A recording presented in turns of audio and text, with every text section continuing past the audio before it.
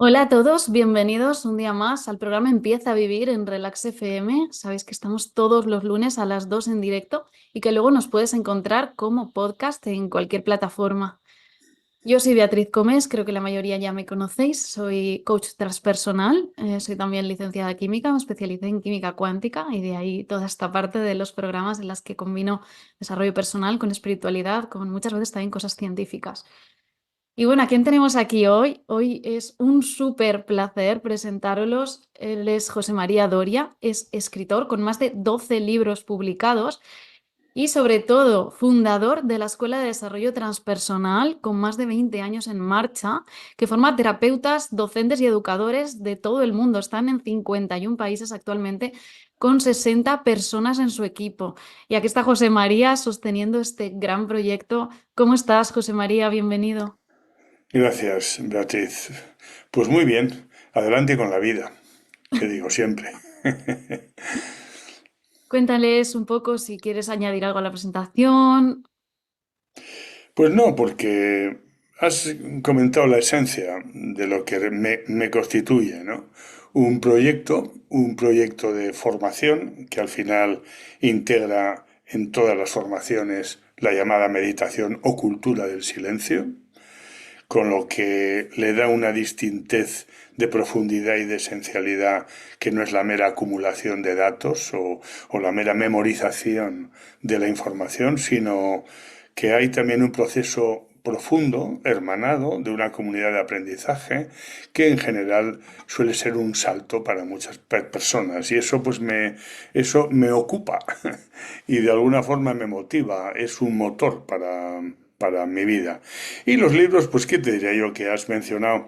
Pues en realidad tengo una especie de compromiso interior de que todo aquello que voy descubriendo, porque la vida es un constante descubrimiento, autodescubrimiento sobre todo, al final, cuanto más reconozcas lo que eres o quién eres, pues más cerca estás de ese punto crucial de quietud y liberación, pues más me gusta compartirlo. Y en consecuencia el hecho de escribir y de publicar consolida tremendamente todo aquello que está en un momento dado suelto y que a la hora de condensarlo y destilarlo y ofrecerlo legible y entretenido y digerible, pues también para mí es un parto y un desafío maravilloso. Tengo libros que sobre todo, por ejemplo, Inteligencia Transpersonal, tengo un libro que incluso es El Jesucristo Transpersonal, que fue un tema que abordé en un mundo tan religioso y tan abierto en el que la espiritualidad se diferencia de la religión directamente, pues la espiritualidad es universal, ¿verdad? Y la religión, sin embargo, pues depende de cada cultura, ¿no? Y trascender eso y explicarlo bien a fondo ha sido un reto como muy bonito. Tengo un libro de pareja, también, relaciones de pareja en todos los sentidos, muy aterrizado, muy tierra, muy cotidiano. Tengo otro libro que es Inteligencia del Alma, que fue uno de los bestsellers que sigue editándose constantemente y que, bueno, es sugerente, es inspirador, no amenaza con una lectura larga, porque es de cosas inspiradas, cortas. En fin, tengo alguno de poesía, la vida sencilla, la sabiduría de la vida sencilla. Tengo otro de mindfulness, un recorrido de 40 puertas en donde tienes 40 experiencias, en donde autoindagas, trabajas, sobre todo autoindagas y concientizas. La palabra conciencia está muy presente en toda mi obra y en mi escuela, al final, o nuestra escuela. Al final, devenir conscientes es uno de los motores fundamentales de este proceso de crecimiento interior, que hoy en día es como una especie de eclosión de saber que por más títulos que acumules y por más medios que tengas, si no trabajas tu interior y no labras un camino hacia la paz profunda, ya puedas tener lo que tengas, que la ansiedad, el estrés, la inquietud, la incertidumbre y el conflicto nos acompañan como parte de la condición humana. Pero gestionarlo lo mejor posible es algo muy importante en estos tiempos. Y tanto los libros como los cursos de la escuela de alguna forma contribuyen a ello. Yo lo poquito que he podido hacer en la escuela, que además vosotros a veces hacéis cursos gratuitos también para que todo el mundo puede tener acceso. Y me han encantado siempre. Tengo además una compañera que se ha titulado con vosotros como terapeuta transpersonal y bueno, o sea, siempre que me contaba me parecía una escuela maravillosa. Yo estaba formada ya, pero vamos, digo, si no hubiera ido seguro a vuestra escuela. Y bueno, creo que tenéis ahora este fin de semana un evento, todo el fin de semana, ¿verdad? Sí, es el tercer congreso transpersonal que realizamos. Es un congreso, bueno, pues relativamente corto. No nos gustan los congresos largos. Eso de entrar por la mañana, que está muy bien. Yo he asistido a muchos y he conferenciado en muchos de ellos, ¿no? Pero estar desde las 9:30 de la mañana hasta las 9 de la noche sosteniendo una escucha constante y aunque sean gente interesante siempre y tal, nosotros lo que hacemos es concentrarlo a 2 tardes. 2 tardes y 4 ponentes, con los cuales lo que hacemos más que una ponencia, por decirlo así, es una conversación como la que estamos haciendo tú y yo. Una conversación en la que, bueno, pues el entrevistador, que en ese caso soy yo, que me encanta hacerlo, te digo la verdad, porque me encantan las 4 personas que vienen en esta ocasión, cada año son distintos, pero algunos se repite siempre, como Enrique Martínez de Lozano, por ejemplo, que es uno muy cercano a nuestra inspiración y al ADN de nuestra escuela. Y bueno, pues ese 5 6 7 10% que yo tengo, ofrezco luego ese 90% a los demás que hacen luego una práctica, no solo un discurso, una práctica, y luego atienden preguntas de gente de todo el mundo que a nivel online interviene.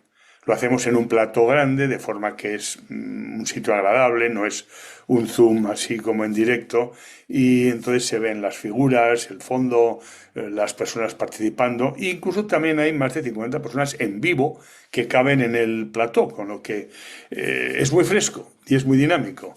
Sábado y domingo. En este caso, si llegamos a tiempo y alguien de los que están escuchando esto le interesa, pues que entre en escuelatranspersonal.com y ahí verá que es muy fácil apuntarse y no perderse este evento porque, te digo la verdad, salimos todos muy enriquecidos, tanto los que hablan como los que escuchan. Pues el programa se emitirá más tarde, pero ya lo había pensado el hacer un trocito del vídeo para ponerlo en redes y así, vamos, que todo el mundo que lo esté escuchando. Yo he cogido entradas, lo que pasa que para verlo en diferido, porque no voy a poder estar para verlo en directo, pero bueno, tenéis las dos opciones. Exacto. Así que vamos, yo lo recomiendo muchísimo, todo lo que has asistido de ello es maravilloso. Lo que pasa es que, José María, tú eras de entrevistador, ¿no? Pero no vas a poder contar tú. Bueno, ¿cómo explicarte? La propia pregunta en sí mismo suele ser muy potente. De hecho, los terapeutas que formamos son expertos en preguntar más que en responder, ¿sabes? Y de hecho, la labor que tú haces de preguntar es la que controla la dirección de mi mirada. Porque cuando tú preguntas algo, estás dirigiéndome a que yo mire internamente un área de mí y esa área habla. Así que en el fondo la que está tocando el piano eres tú, silenciosamente, ¿sabes? Soy como la jefa. Sí, como la conductora, ¿no? Y claro, pues si quieres que hablemos de las carreteras de este lado o de este otro, no tienes más que hacer una sutil pregunta en una dirección y ya está. Y en el fondo, aunque uno tenga cosas que decir o no, me encanta dar protagonismo a gente que tiene cosas interesantes, libros estupendos y que su sabiduría se vierta, porque yo de alguna forma ya pues tengo muchas actividades en conferencias y en cursos y en consecuencia pues estoy ya muy oído, ¿sabes?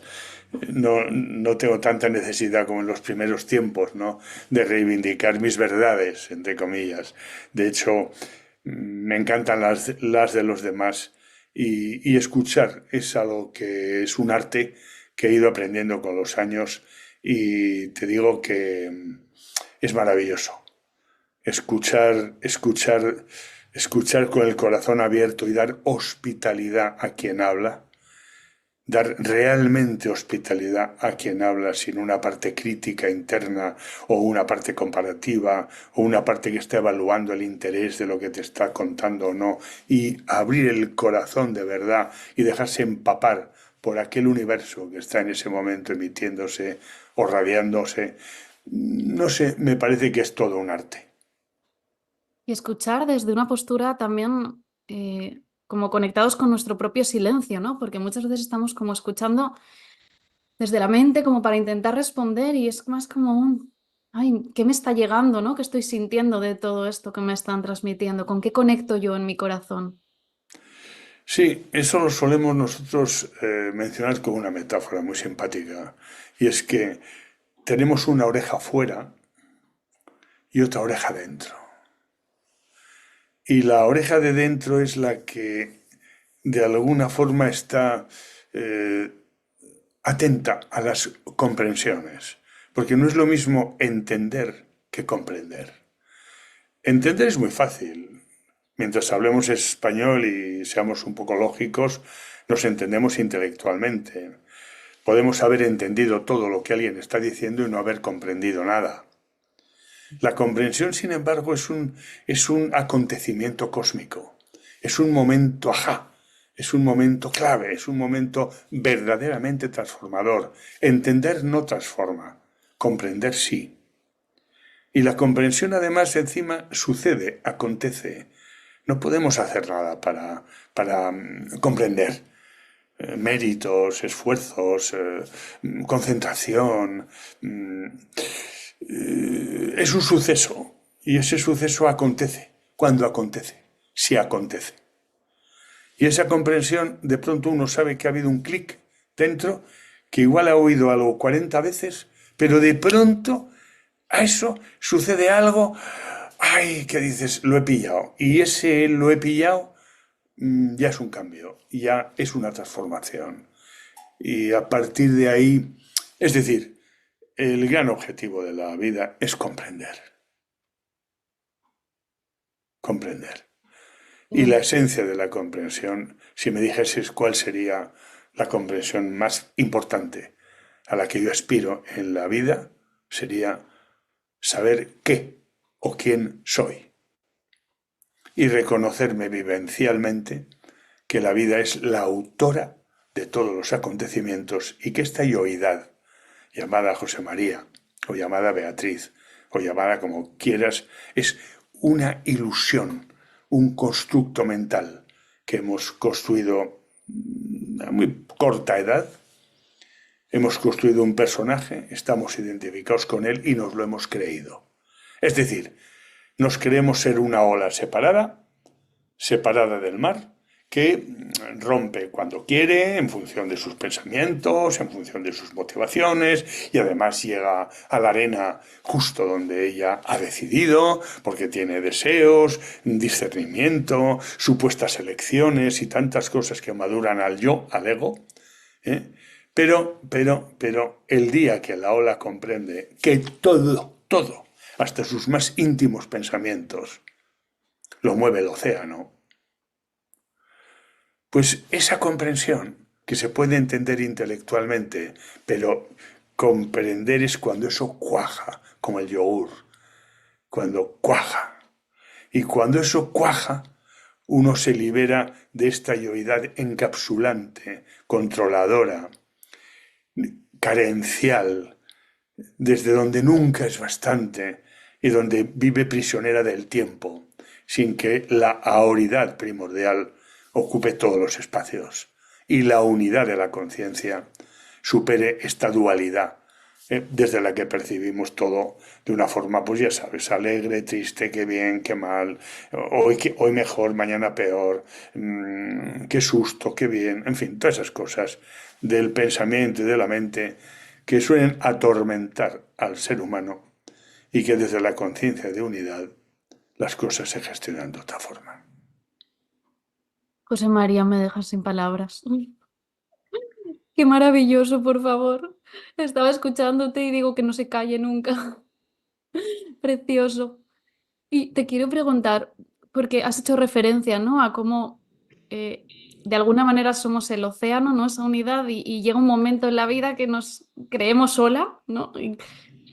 ¿Por qué ocurre eso? O sea, si nacemos como seres que sentimos que formamos parte de un océano, ¿por qué de repente tenemos esa necesidad de separarnos como una olita? Sí, pues esto es gran parte del misterio de por qué la condición humana. Bueno, hay mitos de todo tipo, claro. Los mitos religiosos, todas las culturas han tenido mitos y todas las religiones tienen un mito para explicar esa caída. En nuestro caso te sonará la salida del paraíso. No sé, es el mito de Adán y Eva que comieron de la manzana del conocimiento y entonces un tal Dios que estaba afuera, separado, como un gran padre y esas cosas, pues los echó del paraíso y ahí empezó, se sintieron separados, se sintieron desnudos, se sintieron que había enfermedad, se sintieron que había que trabajar para ganar el dinero de la vida, que tenían enfermedades, que en fin, todo lo que ¿cuándo sucedió esto? Pues hay muchas autorías, más científicas, menos míticas, ¿no? Hay autores que hablan de que hace 6.000 años, en la zona del Sáhara y la zona de Asia, hubo una sequía brutal y la supervivencia llevó a una contracción gigantesca de la conciencia expandida.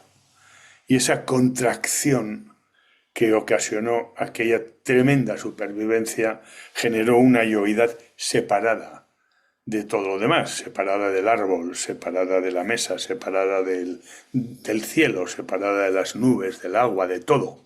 Por eso nos creemos que de la piel para afuera es el gran otro y de la piel para adentro hay un yo que se mueve. Y esto lo vivimos además, lo sentimos como real. Y sin embargo, a poco que autoindagamos y seguimos las pistas de las grandes tradiciones espirituales de la humanidad, milenarias, el Advaita, el Vedanta Advaita, por ejemplo, o incluso el Zen, serias, rotundas, primordiales, que van directamente al ser y no se entretienen en las creencias, que no son más que programas de ese personaje. Entonces, bueno, estamos atravesando un periodo en donde la conciencia se expresa y se manifiesta a través de nosotros con esta inconsciencia y esta separación. Y puedo decirte que tengo la sensación de que hay cada vez una masa crítica de gente que está despertando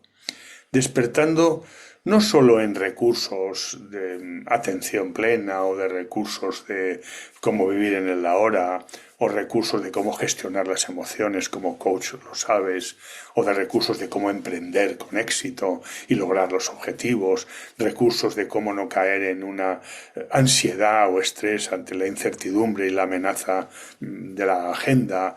Bueno, no solo eso, sino que veo gente que está empezando a abrir el corazón. Y abrir el corazón no quiere decir nada relacionado con el sentimiento, ni con el romance, ni con el amar a alguien porque es admirable, o porque es bella, o porque es humilde, generosa, sencilla, o porque es valiosa como ser humano en todos los sentidos, sino un amor que está más en la identidad que en las condiciones del objeto amado para ser admirado o amado, en la identidad. Y este amor-identidad está muy cerca de esta esencia, de este océano, de este núcleo primordial que somos en esencia y que es mucho más global y universal que selectivo. Amo a mis hijos, pero no a los hijos del vecino. O amo a mi pareja, pero la pareja de los demás, pues chicos, pues si me cuentan que no están del todo felices, pues igual me quedo igual que antes, ¿entiendes? Y todo esto noto que cada vez hay más gente que o por hacer el camino o porque la vida es lo que hay, porque esto es acausal, este despertar es acausal, no tiene causa, sucede, acontece y es un misterio. Pues que sí, que hay una masa crítica que está despertando y que somos testigos de un momento crucial de la existencia en el que parece que vamos a dar un salto cuántico, un salto de conciencia. No solo tenemos una tecnología increíble en estos tiempos que nos sobrepasa y que además, en fin, hasta que se domestifique esta tecnología van a pasar unos años, pero ya hay descubrimientos asombrosos sobre la energía y sobre la fuente de la vida, ¿no? Me refiero a la conciencia, no a la tecnología, porque la ciencia se mueve en un plano físico, pero la conciencia está ahí, en ese lugar intangible que no es localizable en el cerebro. Es algo más profundo. Equivaldría a lo que llamaríamos en religión Dios. Equivaldría a lo que llamaríamos inteligencia de vida. Equivaldría al misterio profundo del ser o a la esencia de la humanidad o de la vida, ¿entiendes? Y esto es lo que creo que está sucediendo y por eso soy optimista, pensando que el mundo va a mejor porque cada vez hay más gente más cercana al reconocimiento de su esencia. Yo también lo creo, no sé si es optimismo o es también lo que vamos observando, ¿no? Yo voy notando en la gente esta conexión cada vez más profunda con ellos mismos, con su corazón, y yo misma también estoy viviendo ese proceso y también noto el cambio que ha habido en mí. Y bueno, pues a ver si llegamos a esa masa crítica que de repente la humanidad haga este cambio, ¿no? El salto cuántico, como decías tú. Y te quería preguntar, este proceso que vivimos, ¿no? De pasar del océano a olita y luego este proceso que parece que estamos viviendo ahora, ¿no? De volver a darnos cuenta de que en el fondo éramos un océano completo y unido. ¿Tú le ves algún sentido evolutivo? O sea, ¿por qué pasa esto? ¿Que hay alguna necesidad de primero separarnos para reconocer lo que éramos y entonces volver? Hay veces que he tenido teorías sobre este tema, porque es una pregunta que también me he hecho yo alguna vez. Y he tenido pues teorías de que, por ejemplo, un niño es inocente, pero es ingenuo, es preconsciente, es preegoico, es prerracional. Luego un día pierde la inocencia, se hace adulto y se hace joven. Y al perder la inocencia, pues empieza su razón a funcionar y ya es racional, ya no es prerracional. Y se empieza a hacer autoconsciente, ya no es preconsciente, es consciente. Pero fíjate que esto rima con esa frase evangélica de sed como niños, que no dice sed niños, porque hay otro paso, que es lo transracional, lo transpersonal, lo que está más allá de ese dominio del yo y de la razón para entrar en territorios en donde hay otro tipo de conciencia, otro estado de conciencia, pero la frase evangélica dice, sed como niños para entrar en el reino de los cielos, pero no dice sed niños. No es regresar a la infancia para recuperar esa especie de unidad o pleromática, esa fusión con, sino no, como niños. Es decir, que haber perdido algo para recuperarlo tiene mucha más riqueza que no haberlo perdido nunca. Es como cuando transgredes algo. ¿No te has fijado alguna vez cuando has transgredido un valor o una ley, tu propia coherencia, o te has pasado un semáforo en rojo, o has hecho barbaridades? en un momento dado. Has roto las reglas y has transgredido. ¿Cómo luego, cuando lo respetas y respetas las reglas y respetas los valores y eres coherente contigo, tiene un sabor distinto que antes de caer en la llamada ilegalidad? Es decir, los errores son maestros y los errores son necesarios y las transgresiones forman parte del juego. Y no sé, el hecho de recuperar la inocencia en la sabiduría de la vejez, recuperar la sencillez de la infancia, recuperar el juego directo y no el entresijo de intereses ocultos, recuperar la pureza, vamos a llamarlo así, la ternura de la infancia, que la ternura, no sé, yo la consideraría como la máxima expresión del amor humano. ¿Eh? Y recuperar todos esos valores de la infancia, pero después de haberlos perdido, tiene sentido. Tiene sentido porque lo saboreas de otra forma. Tienes otra conciencia de eso. Sabes que eres inocente. El niño no sabe que es inocente. Pero el anciano sabio sí sabe que es inocente. Y esa conciencia y autoconocimiento de su inocencia lo cualifica. Cualifica el sabor de esa inocencia de una manera maravillosa. Eso es una explicación que me he dado alguna vez. A mí me has Pero, convencido. pero aún así no me sirve del todo. Te digo la verdad. Me parece un apaño. En el fondo, si te digo la verdad, es un misterio. Y es maravilloso que haya misterio. Y que la mente no pretenda, la mente, el yo, el ego controlador, no pretenda controlar todo, todos los porqués del universo. A mí me sirve el para qué, no el por qué. ¿Para qué me está sucediendo esto? Porque el por qué, creo que nuestra mente es muy pequeña y nuestra lógica es todavía más diminuta.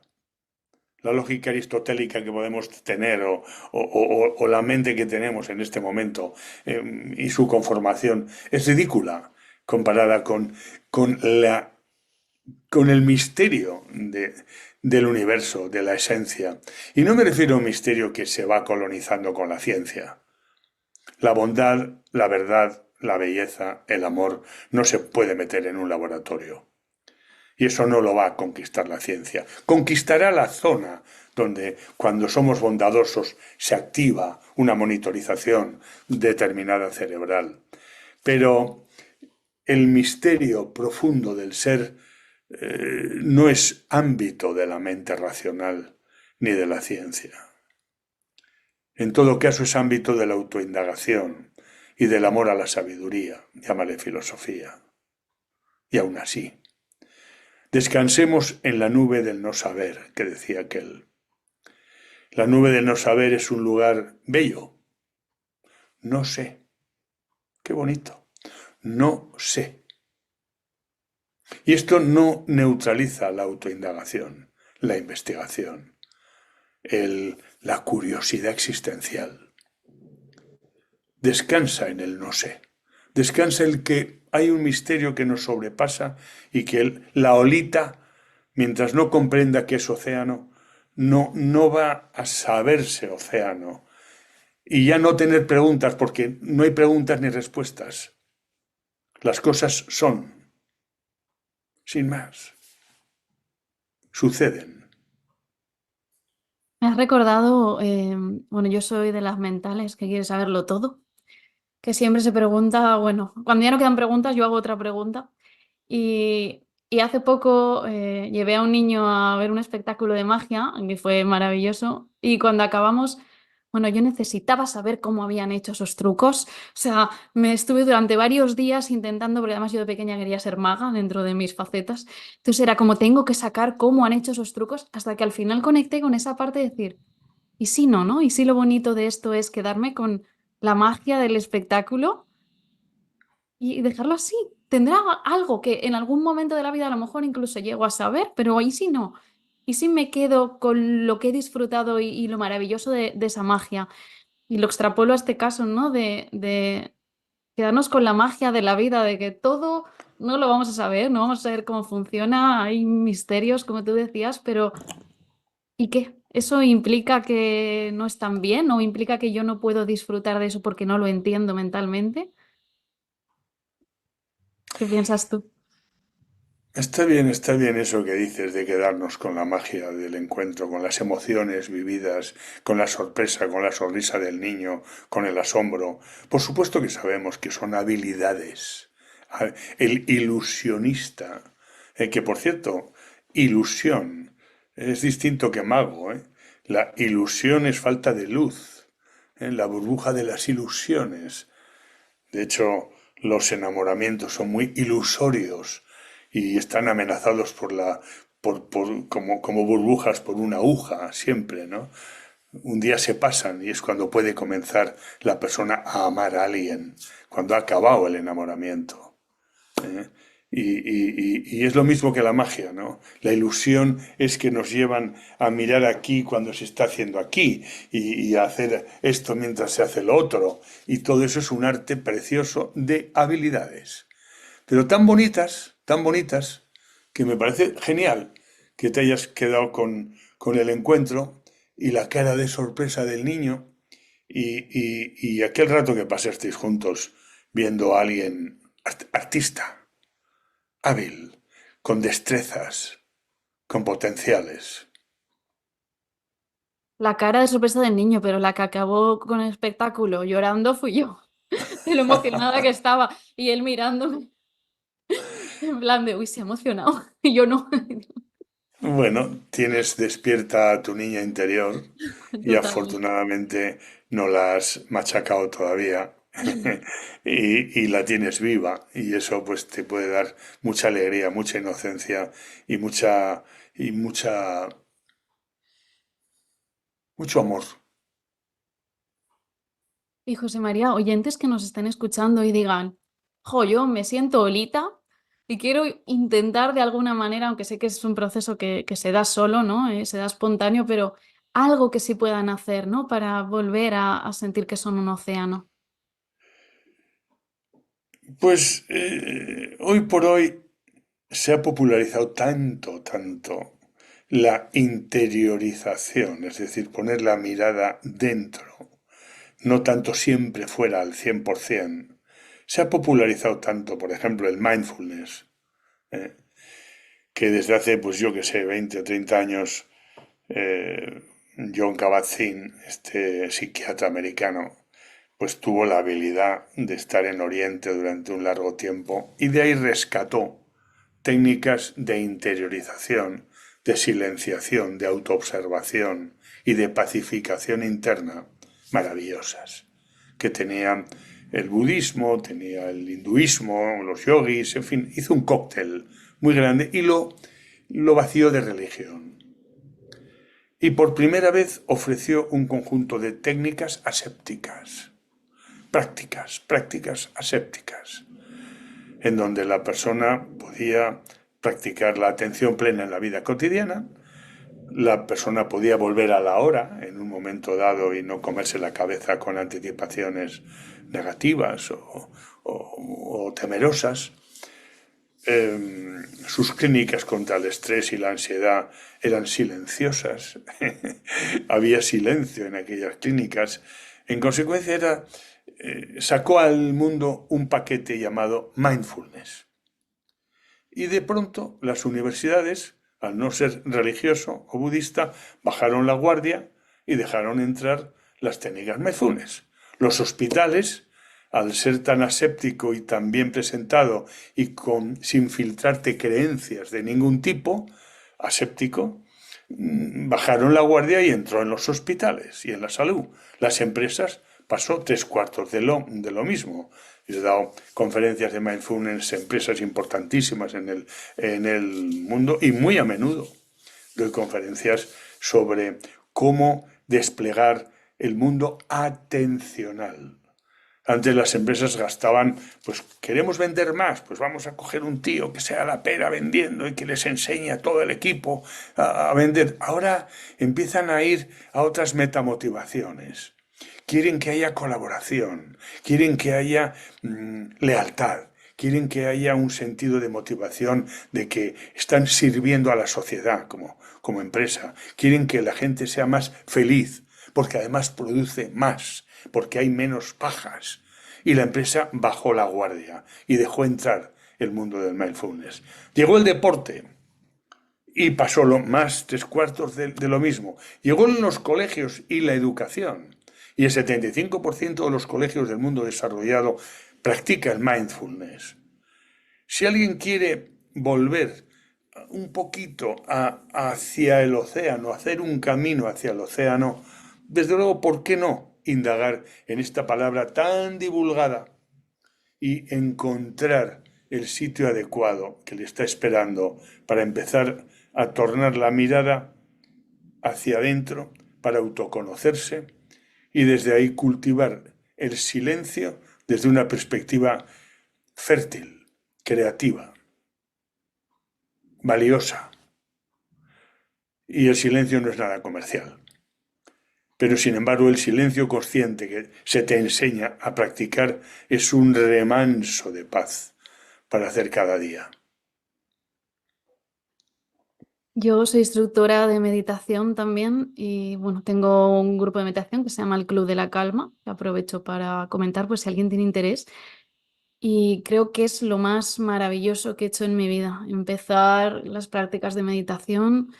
Yo empecé en su día, pues yendo a retiros, meditando en casa y ya me formé y es que me ha cambiado la vida a todos los niveles. O sea, entras en unos estados que es que son indescriptibles y no es desde un lugar de intentar transitar estados diferentes, místicos, no, no, sino entras en estados de una conexión contigo, una paz, un amor, incluso a veces terminas y sientes que amas la vida. O sea, son unos estados tan bonitos que además te permiten también vivir tu día a día de otra forma, ¿no? Parece que vas por la vida como... Así es, pues recomendemos mutuamente la meditación. Yo hablo de mindfulness porque es más amplio. Mm. La meditación yo le llamo la práctica formal de la meditación, que son 25 minutos o 40 o 20, los que cada uno crea, como mínimo 20, como mínimo. En donde uno está quieto, donde uno está sentado en una silla o en un cojín, con las piernas cruzadas, depende de su constitución, y manteniendo la espalda recta, acepta unas reglas de juego de silencio total e inmovilidad durante ese tiempo. Y en ese tiempo pasan cosas, porque como fuera no hay estímulos, empieza a tornar la mirada hacia adentro. Y al tornar la mirada hacia adentro, poco a poco se va dando algo maravilloso. Y es que se va uno separando del pensamiento y se va creando un testigo o observatorio que puede darse cuenta de lo que la mente piensa. Y ese separar el pensar del observar el pensamiento, o sea, del observador y del pensador, este discernimiento, pues es un paso gigante para una progresiva desidentificación del pensamiento y una progresiva incluso capacidad para creerse solo aquellos pensamientos que nos interesan y los demás ni caso. Solo es materia mental, película. Aparte de eso, hoy ya no hace falta convencer a nadie de que la meditación es buena. Las empresas han invertido mucho dinero en institutos muy serios y universidades muy prestigiosas en sus departamentos de neurociencia y han monitorizado los cerebros de los meditadores. Y claro, se han convencido que merecía la pena invertir mucho dinero en mindfulness. Antes he dicho que había una diferencia entre la práctica formal de la meditación y el mindfulness, y es que el mindfulness incorpora dos fuentes más de conocimiento que están muy vinculadas a la meditación. Una es la autoobservación durante todo el día, mantenerla autoobservarte en este momento, desde dónde hablo, qué pretendo, qué hay detrás de mis palabras, cuáles son mis intenciones, observarme, conocerme y después estar durante todo el día no en automático, sino en atención. Es decir, pues por ejemplo, enlenteciendo ciertas cosas, ciertos movimientos, masticando y siendo consciente de que masticas. Es decir, viviendo en el ahora, pelando una patata y dándote cuenta de que la estás pelando. Darte cuenta de lo que está sucediendo en cada momento. Y eso es llevar a la vida cotidiana lo que en esa gimnasia sagrada de la meditación, del club de la calma, se practica. Y aprovecho también para decir que nosotros, desde el COVID, creamos una red mundial de meditación y la gente puede meditar con gente desde su casa, no sola, porque meditar con alguien, oye, ayuda muchísimo a no levantarte cuando te cansas, a aguantar el tiempo y a darte cuenta de que hay cosas maravillosas gracias a que has aguantado, a sostener la postura, que a veces duele un poquito aquí, a veces un poquito allá. La quietud pues es como antinatural y por eso pues forzarnos ahí viene muy bien el grupo, aparte de la sinergia grande, ¿no? Una red mundial de meditación en la que damos 6 horarios diarios. La gente puede elegir desde las 8 de la mañana, a las 9 de la mañana, a las 10 de la mañana, las 12 de la mañana, por la tarde y por la noche. Y saber que siempre se va a encontrar con alguien. Siempre se va a encontrar con alguien. Igual hay 12, igual hay 20, igual hay 30, igual hay 10, igual hay 2. Pero siempre se enciende una llama y una persona de la escuela abre la sala y da las buenas noches, los buenos días o las buenas tardes y brevísimamente toca un gong y todos entran en esa silenciación de ojos cerrados y mirada interior. Y al cabo de 22 minutos vuelve a tocar el gong. Se despide y hasta otro día. Qué Y bonito. esto lo hacemos con un enlace gratuito por internet, que el que quiera hacerlo virtualmente puede entrar en escuelatranspersonal.com y preguntar por la red de meditación o la propia red de meditación mundial, red de meditación transpersonal, puede también llevarle directamente al enlace y ya está. Pues bueno, me veréis por ahí. Porque una de las cosas que yo siempre he sentido que podía ayudar mucho para el tema de la meditación era el meditar en grupo.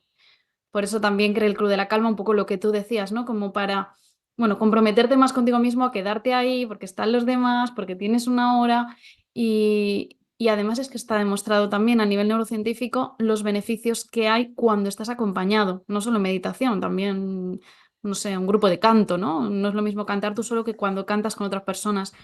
Entonces, yo he sentido mucho la diferencia cuando estoy meditando sola a cuando estoy meditando, aunque sea online, con un grupo de gente. Tiene Cambia razón, muchísimo. muchísimo. Unos le llaman sinergia, otros le llaman campo mórfico.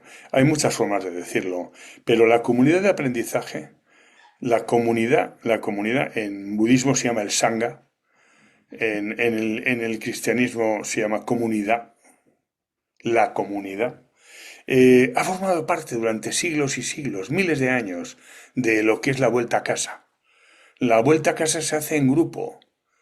De hecho, fíjate hasta qué punto se habla ya del grupo, que se suele decir en la literatura espiritual que el próximo Buda será un grupo. No lo había escuchado. O el próximo Cristo será un grupo. Será el grupo humano, si no es toda la humanidad, al mismo tiempo, en la conciencia crística o en la conciencia búdica. Me da igual, por no decir el Buda, como si hubiese un retorno de un tío ahí que otra vez vuelve a repetir lo que sucedió, o un Jesucristo que de pronto vuelve a pasar su pasión y su historia, ¿no? No, no. Me refiero a la conciencia crística, que es la apertura del corazón, o a la conciencia búdica, que es la apertura de la iluminación. Buda lo hace a través de la autoindagación. Buda es un rico príncipe que un día se escapa del palacio y ve el horror de la miseria humana, la enfermedad, la muerte, la vejez, se espanta. Y un día ya se escapa definitivamente del palacio dispuesto a averiguar cómo liberarse del sufrimiento. Y al cabo de años y años, a través de la autoindagación, un día se sienta en una higuera y dice, no me levantaré de aquí hasta que no comprenda. Y sucedió que comprendió. Y por eso se le dibuja a Buda siempre sentado, debajo de una higuera, sentado, a través del proceso autoindagativo y con la cabeza iluminada. Y en cambio, el mundo occidental lo hace a través de la pasión, a través del sufrimiento. Un tal Jesús, que deviene Cristo en un momento dado, en el Jordán, tiene que atravesar una barbaridad de sufrimientos terribles, de pérdidas, de dolores, de sangre, de crucifixión, de violencia, de exclusión y de todo, para por fin dar lugar del Cristo crucificado al Cristo resucitado, que ya es el Sagrado Corazón. Planchado, limpito, con pelo muy bien, la barba muy bien recortada y el corazón sagrado abierto. Uno tiene la corona de espinas en la cabeza y el otro la tiene en el corazón, sutilmente. Y esta manera de ver en Occidente la salvación, la vuelta a casa, el reconocernos como océano, o la forma que tiene que ver Oriente, de la meditación, la autoindagación, la quietud primordial. Aunque haya muchos místicos cristianos que han seguido esa línea de la quietud y la meditación, pero en general se ha dado más importancia en Occidente a los dogmas y a las creencias que a la vivencia interior en sí, mística y profunda. Así es, eso ha ocurrido. Y a veces siento, digo, como que en Occidente muchas cosas, ¿no? Las vemos de otra forma. También en Oriente, ¿no? ¿Cuántos años llevan con el tema de la meditación? Y en Occidente hemos necesitado que venga alguien a demostrarlo científicamente para empezar a meditar, ¿no? Parece que todo vamos como por nuestro camino. Pero bueno, al final son dos energías que están ahí, que son maravillosas y que me parece precioso el concepto de que puedan volver a reencarnar en la Tierra como grupo, ¿no? Ya no como una entidad individual, sino como una entidad colectiva, que puede ser esto también lo que hablábamos al principio del programa, ¿no? Que cuando se genere esta masa crítica, que genere ya este cambio evolutivo, podría ser perfectamente algo así. Podría ser. Tiene toda la pinta. José María, nos va a tocar ya acabar, porque se me acaba el Muy tiempo. No bien. sé si te apetece decir algo para finalizar. Pues no sé qué decirte. Para finalizar, pues, pues te diría que tengas un buen camino, peregrina, peregrino. Nosotros hacemos a veces caminos de Santiago o caminos por Nepal, por Himalayas o por otros sitios.